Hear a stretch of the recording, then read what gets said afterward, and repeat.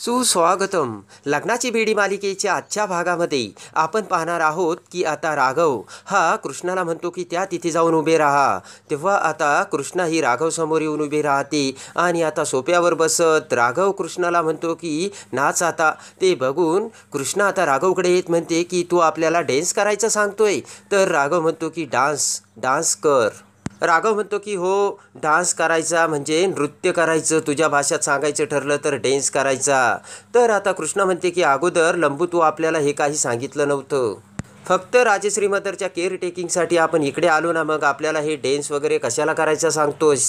राघव म्हणतो की ठीक आहे, तुला डान्स नाही करायचं ना, मग तू सांगितलेलं ते पैशाचं गणित कॅन्सल. राघव म्हणतो की चाललो मी आता, आणि राघव लगेचच तेथून जाऊ लागतो. तर आता पाठीमागून कृष्णा ही लगेच डान्स करू लागते. तेव्हा पाठीमागे बघत राघव पुन्हा सोप्यावर येऊन बसतो. तर आता दबंग स्टाईलने कृष्णा ही डान्स करत असते आणि राघव हा कृष्णाचा तो डान्स बघत असतो. आणि आता कृष्णाचा तो डान्स बघून राघव हसतच म्हणतो की थांब कृष्णा आता, आणि लगेचच राघव हसू लागतो. कृष्णा म्हणते की काय झालं लंबू, आपला डान्स तुला आवडला नाही का. राघव म्हणतो की आवडला, आणि तू ही खूप दमली असशील, तेव्हा आता तू जा आणि आराम कर, आणि मीही जातो असे म्हणत आता राघव तेथून जाऊ लागतो. तेवढ्यात आता कृष्णा पुन्हा लंबू असे म्हणत राघवला थांबवते. कृष्णा म्हणते की काय त्याचं काय आहे ना, आपण तुझी एक अट पूर्ण केली तेव्हा तू सुद्धा आपली अट पूर्ण करायची. राघव म्हणतो की बरोबर आहे.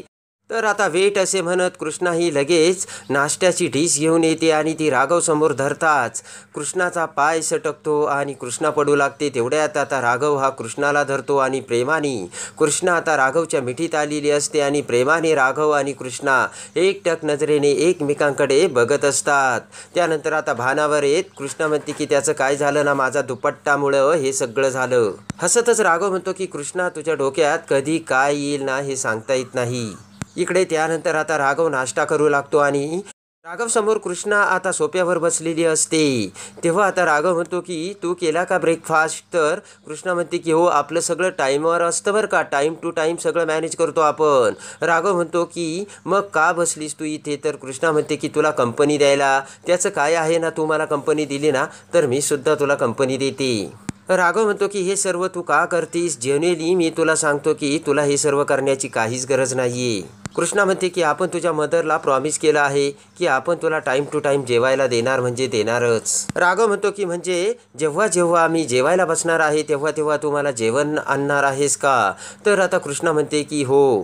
तर आता राघव उठून प्रेमाने कृष्णासमोर येतो आणि म्हणतो नक्की का. तर कृष्णा म्हणते हो.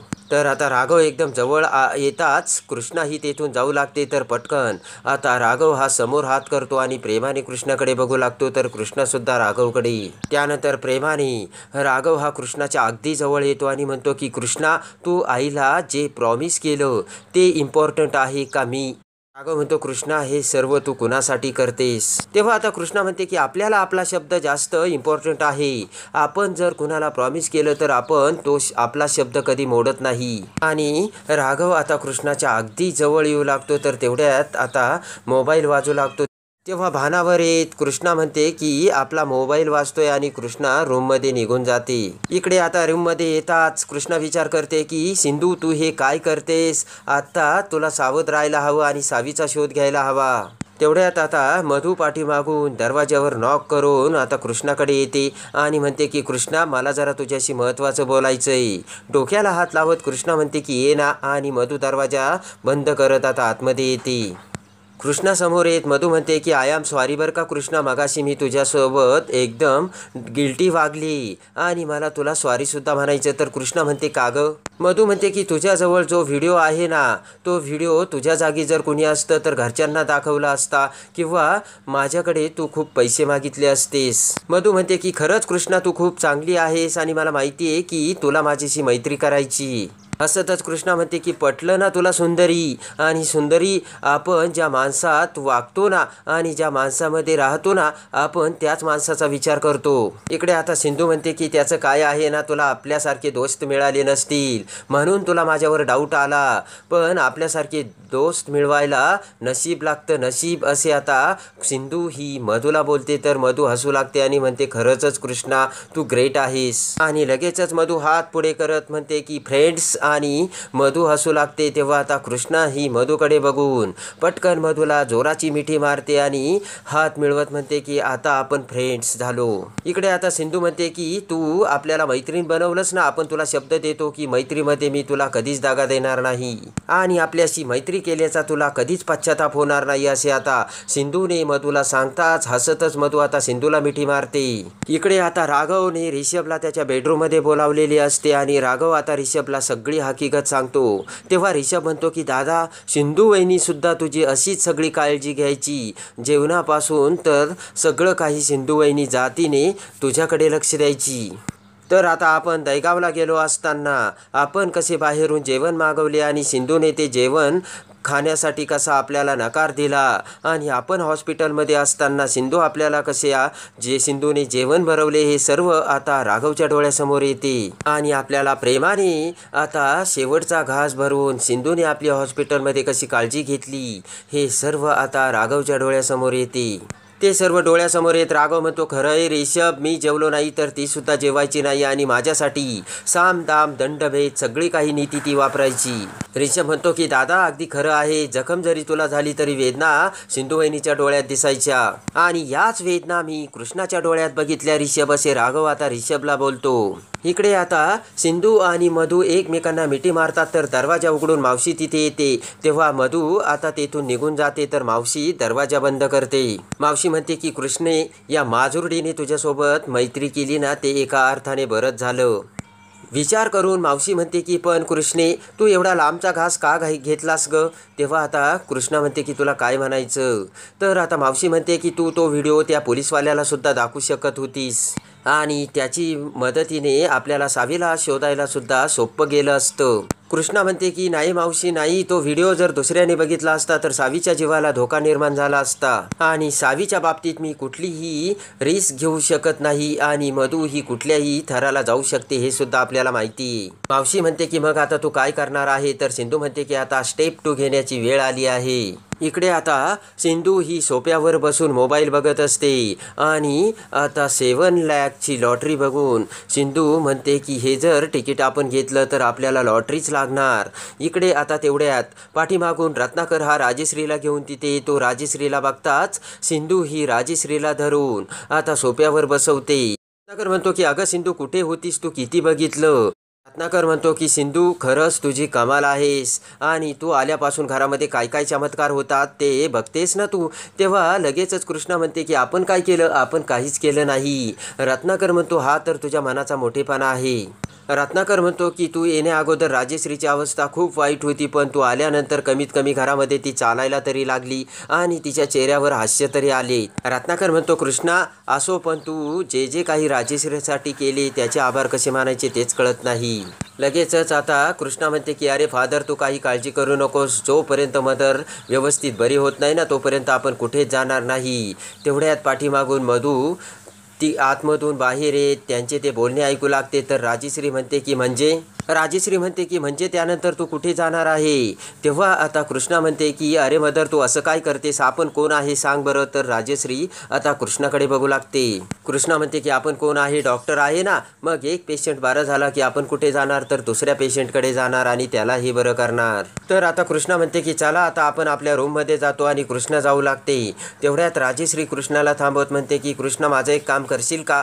तर आता कृष्णा म्हणते की बोल ना मदर. तर आता राजश्री म्हणते की राघवला तर तू जेवण नेऊन दिलंस, पण प्लीज तू राघवची रूम व्यवस्थित करून घेशील का? तर आता कृष्णा राजश्रीकडे बघते आणि म्हणते की आपण रूम साफ करू. तर राजश्री म्हणते हो. तेवढ्यात पाठीमागून मधू तिथे येत म्हणते की आई, अहो तिला काय सांगता, ते काम मी करते ना. तर राजश्री म्हणते की नको. राजश्री म्हणते की तू कशाला स्वतः त्रास करून घेतेस राणी, आणि तसंही सिंधू ही राघवची होणारी बायको आहे.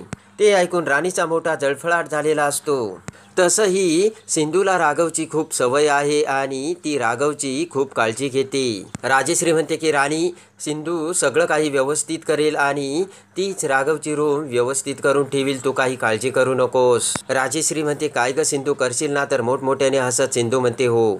राजश्री आता रत्नाकरला म्हणते की अहो ऐकलं का, माझ्या तब्येतीमुळे राघव आणि सिंधूला एकत्र वेळ घालवायलाच मिळालेला नाहीये. रत्नाकर म्हणतो म्हणूनच मी तुला म्हणतो लवकर बरी हो राजश्री. तर आता कृष्णा म्हणते की चला आपण निघतो आणि पटकन आता कृष्णा ही मधू शेजारी येते आणि मधूला डवचत म्हणते की हे मदरचं काय चाललंय, आपल्याला कशाला त्या लंबूच्या रूममध्ये पाठवते ही, तू जाते का आणि करते का ती रूम व्यवस्थित. तेवढ्यात आता राजश्रीचे लक्ष सिंधूकडे जाते. राजश्री म्हणते की सिंधू अगं तू गेली नाहीस का, अजून तू इथेच का. कृष्णा म्हणते की अगं मदर असं काय करतेस, गेलो ना आपण आणि तू फक्त डोळे मीट असे म्हणत सिंधू पळतच आता राघवच्या रूमकडे जाते. राघवच्या रूममध्ये येताच आता कृष्णा म्हणते की च्या मारी टोपी, आपल्याला तर या लंबूची सेक्रेटरीज बनवलंय.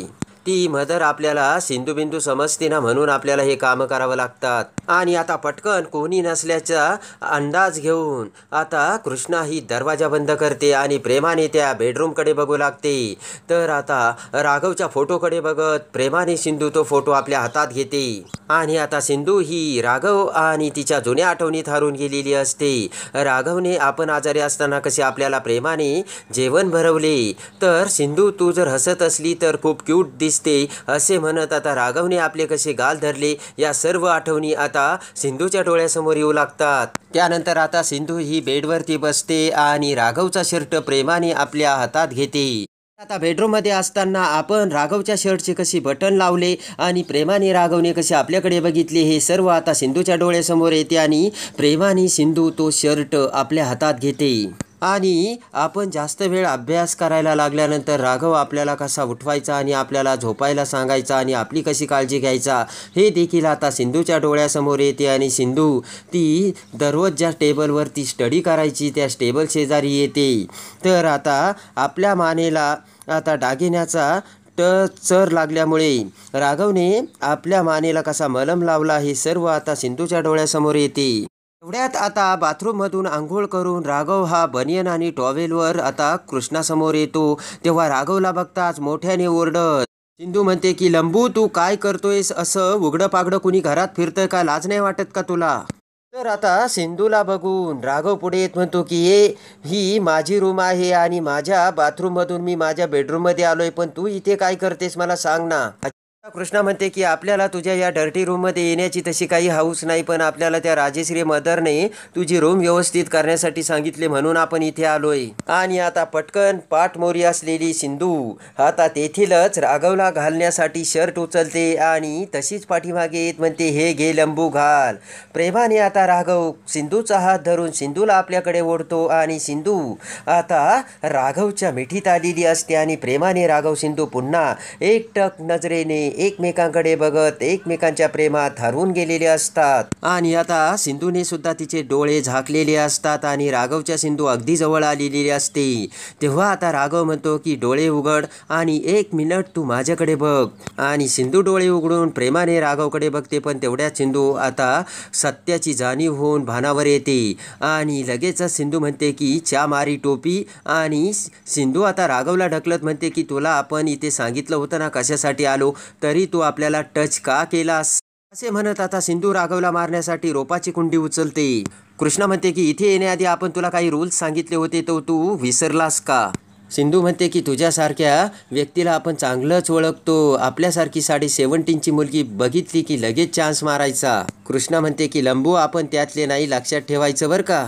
आता पुन्हा सिंधूच्या जवळ येत राघव म्हणतो की तुला वाटतो ना तसा नाहीये मी. आणि आता भीतीने घाबरत कृष्णा ती रोपाची कुंडी आता राघवच्या हातात देते आणि म्हणते की लंबू काही करू नकोस. आणि आता ती रोपाची कुंडी खाली ठेवून पुन्हा राघव आता कृष्णाच्या खांद्यावर हात ठेवतो आणि जवळ घेत आता सिंधूला म्हणतो की झालं का तुझं नाटक. राघव म्हणतो की इथे तुझं नाटक काहीच कामाला येणार नाही, कारण आई इथे येणार नाहीये. आणि आता सिंधूच्या खांद्यावरचा हात काढत राघव आता समोर हात धरत म्हणतो की तू तुझ्या रूममध्ये जाऊ शकतेस. तेव्हा आता बाजूला होत कृष्णा म्हणते की हो मी जाणारच आहे माझ्या रूममध्ये. आणि त्यानंतर दरवाजा उघडून आता सिंधू ही बाहेर निघून जाते. त्यानंतर आता राघव ऑफिसला जाण्यासाठी त्याचे आवरतो. इकडे आता हॉलमध्ये काकू, राजश्री, रत्नाकर सगळेजण बसलेले असतात आणि गप्पा मारत असतात. मधू ही तिथे असते. तेवढ्यात राघव त्याचे आवरून आता हॉलमध्ये येऊ लागतो. तर राघवचा पाय सटकतो आणि प्रेमाने जवळच असलेली सिंधू आता राघवला सावरते आणि सिंधू पुन्हा राघवच्या मिठीत आलेली असते आणि प्रेमाने राघव सिंधू पुन्हा एकमेकांकडे बघत लागतात. तेव्हा आता मधूचा मोठा जळफळाट होतो. तर काकूसुद्धा अवाक झालेली असते आणि मोठे डोळे करत काकू आता राघव सिंधूकडे बघू लागते. तेवढ्यात हसतच राजेश्री म्हणते की मी तुम्हाला सांगितलं होतं ना, 7 जन्माच्या गाठी ज्या असतात ना त्या कधीच बदलत नसतात. 7 जन्माच्या गाठी कधीच सुटत नसतात आणि तुटतही नसतात. तेवढ्यात आता राजेश्री म्हणते की मला तुमच्याशी आता राघव आणि सिंधूच्या लग्नाबद्दल बोलायचं आहे. तेव्हा रत्नाकर काकूला मोठा धक्का बसलेला असतो. राजेश्री म्हणते की आता लवकरात लवकर या घरात हे शुभ कार्य व्हायलाच हवे. तेव्हा मधूला मोठा धक्का बसलेला असतो आणि लगेचच मधू राजेश्रीला म्हणते की आई तुम्ही हा निर्णय नाही घेऊ शकत. तेव्हा आता राघव, सिंधू, राजेश्री सर्वजण मधूकडे बघू लागतात. तर आता राजेश्रीने राघव आणि सिंधूच्या लग्नाचा निर्णय घेतलेला आहे.